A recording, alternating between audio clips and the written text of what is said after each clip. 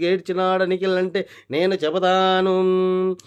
చెబుతాను ఇప్పటి వరకు సోనియా ఫ్యాన్స్ ఎంతమంది ఉన్నారు వాళ్ళందరూ కూడా సోనియాను ఎట్లా ఆదరించినారో ఇప్పుడు సోనియా మీద సింపతి చూపిస్తే నిఖిల్కి ఓట్లు పడతాయి, పృథ్వీకి ఓట్లు పడతాయి అని చెప్పేసి ఆ విధంగా డ్రామా అయితే చేసినాడని క్లియర్ కట్గా కనబడదు. 4 వారాలకి ఏందయ్యా పంచాయితే అన్నేళ్ళు.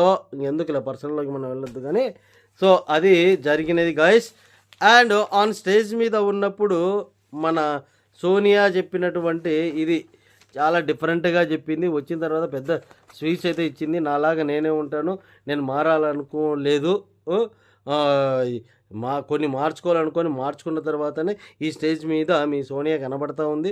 సోనియా అక్కడ కూడా నాగార్జున గారు ఎందుకు ఆ అమ్మాయికి అంత టైం ఇచ్చినాడు?